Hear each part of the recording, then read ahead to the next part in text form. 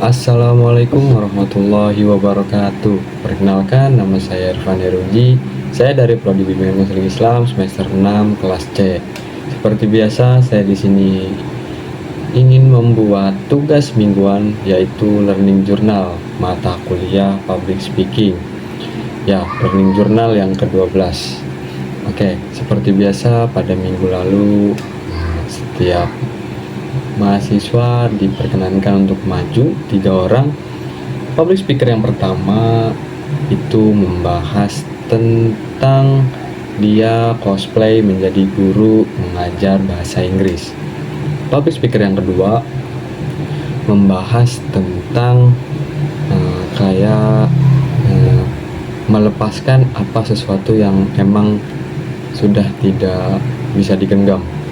Nah, public speaker yang ketiga itu membahas tentang kita belajar bahasa Arab, yaitu mengenal 5 jari. Oke, selanjutnya presentasi kelompok 3 yang mana judulnya itu perbedaan dan persamaan ceramah dan motivasi serta praktek menyusun pesan atau bahasa motivasi atau persuasi. Nah, apa sih perbedaannya motivasi dan ceramah? Nah, motivasi itu bertujuan untuk memberikan semangat dan dorongan kepada seseorang atau individu agar lebih percaya diri dan mau bertindak lebih baik. Nah, sedangkan ceramah ya bertujuan untuk menyampaikan informasi, pengetahuan atau nasihat pada pendengar. Nah, motivasi ini biasanya berisi kata-kata inspiratif, pengalaman hidup, dan ajakan untuk berubah menjadi yang lebih baik. Nah, sedangkan ceramah biasanya ini berisi penjelasan materi tertentu seperti tentang keagamaan, pendidikan, sosial, dan ilmu pengetahuan. Nah, penyampaian motivasi sendiri ini biasanya dilakukan dengan gaya lebih persuasif, energik, dan membangkitkan emosi audiens. Nah, kalau ceramah ini disampaikan secara lebih formal, terstruktur, dan fokus pada isi materi. Nah, persamaannya motivasi dan ceramah ini sama-sama bentuk komunikasi lisan di depan umum. Bertujuannya untuk menyampaikan pesan kepada audiens, disampaikan oleh sang pembicara atau seorang pembicara kepada banyak pendengar. Nah, lanjut di sini praktek menyusun pesan. Yang pertama itu ada perencanaan pesan, penyusunan pesan, dan revisi pesan. Yang mana perencanaan pesan ini menentukan tujuan komunikasi, menganalisis audiens, memilih ide pokok serta media komunikasi agar pesan lebih efektif dan sesuai kebutuhan penerima.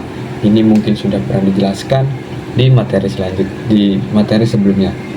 Yang kedua, penyusunan pesan, yang mana mengatur dan menyampaikan ide secara logis, runtut, dan mudah dipahami melalui ide pokok, poin pendukung, serta bukti pendukung. Nah, yang terakhir itu revisi pesan. Kita memeriksa dan memperbaiki isi, bahasa, tata letak, serta penulisan agar pesan jelas, menarik, dan mudah dipahami.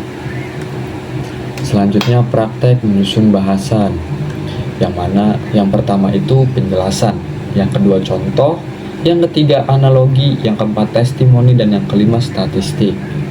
Nah, setelah kita menentukan topik yang kita anggap paling baik, kita di situ bisa mengembangkan uraian demi uraian yang dapat menambah daya tarik dan lebih mempermudah pengertian sehingga pesan pidato atau ceramah itu mempunyai nilai komunikasi yang efektif. Nah, tekniknya yang pertama itu penjelasan, yang mana keterangan yang sederhana tentang suatu hal dengan keterangan penunjang lainnya yang berupa definisi atau alat-alat visual.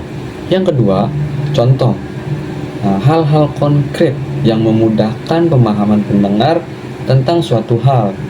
Nah, yang ketiga, analogi, perbandingan antara dua hal atau lebih untuk menunjukkan persamaannya atau perbedaannya berupa perbandingan harfiah atau kiasan.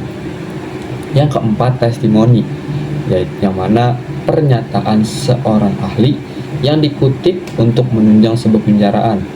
Contohnya termasuk adalah kutipan dari Al-Quran dan hadis atau undang-undang untuk memperkuatkan pembicaraan kita. Yang terakhir yaitu statistik, yang mana angka-angka yang digunakan untuk menjelaskan suatu hal. Nah,